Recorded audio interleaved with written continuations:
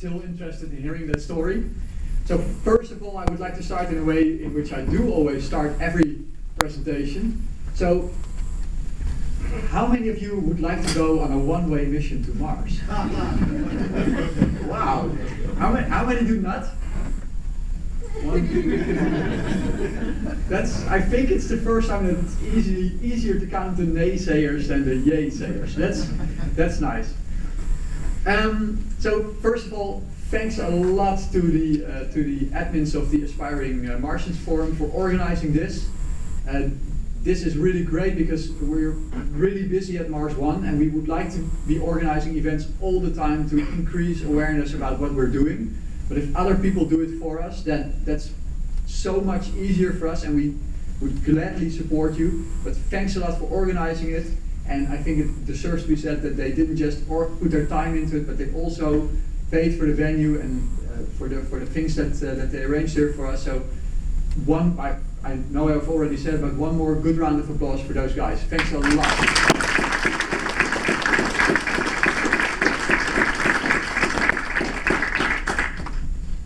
So it's really interesting for us to be here with people who think the same about going to Mars, and that's wherever I go, wherever I tell the story, it's always the people who don't want to go that are in the majority. So that's why it's of course a really easy crowd for me.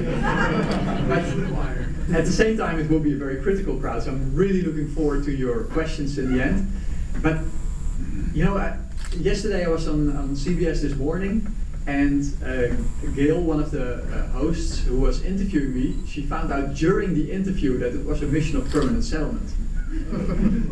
And you could see the shock in her face. This was something, it's so different from what people are used to, that they are shocked when they hear about it. And that's not so strange. I mean, when you hear it at first, you think, they're going to die on Mars. And they're going to Mars to die. But of course we're not going to Mars to die, we're going to Mars to live.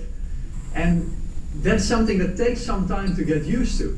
And you can tell when you talk to people more often. I meet some journalists, I meet them more often, and the first time they're very critical and cynical, not necessarily about the technology, but about who would like to do that. People can't imagine that there are people who would like to do this. And then, to you, it would probably be really difficult to explain that there are people who would not like to do that. And these people will never really understand each other. And the people who want to go, I want to go to Mars. I cannot understand how someone would not like to go. I mean, it's the biggest thing you can do, and to go there, and for me personally, it's to build. I'm a builder. I want to build a new place for humans to go, to be able to make a new society. That's what you're doing. I mean, how big can you build? You're building a new place. And to think that other people are not interested in doing that, that's something that's very strange. But for them, it's at least equally strange. And at least we are confronted with the people who say, what? All the time. So we get used to that. But the people who hear it for the first time, no, I want to go to Mars to live there for the rest of my life. It's probably the first time they hear this. And it will take some time before people get used to that. But what I like about what we are doing in Mars One is that even if we don't succeed in doing this, then we will have planted that seed for permanent settlement missions. And this is in my opinion, it's the only way that we're going to do this anytime soon. Because if we wait for bigger rockets, which are not necessary because we're not going to Mars, for bigger payload variants, which are not necessary because we're not going to Mars, it's just never going to happen. We need to do it, as Zubrin actually very eloquently explained, we need to do it with the stuff that we have today. And the only way you can do it with the stuff we have today is by going there to stay. There's even a rhyme. I don't like that. And it compares, in very many ways, it compares to how people have explored the Earth. Also something that Zubrin already touched upon. He started talking about when we left from Africa and spread out all over the world. But even as recently as 100 years ago, if people from Europe migrated to Australia or to America, in principle they migrated to stay. They were saying goodbye to their friends and families forever. And they could in theory go back, and the ships would also sail the other way. But most of them actually stayed.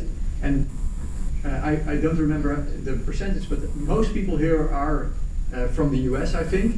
And I don't know how many of you actually migrated yourself here. 1, 2, 3, 4, 5, 6. So certainly not half. So the reason that you are here is because your ancestors at some point in time, maybe it's 50 years ago, maybe it's 200 years ago, they decided that they were going to move here to stay.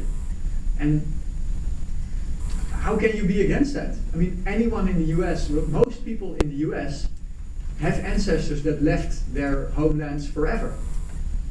So it's really not that strange compared to what we've been doing in history.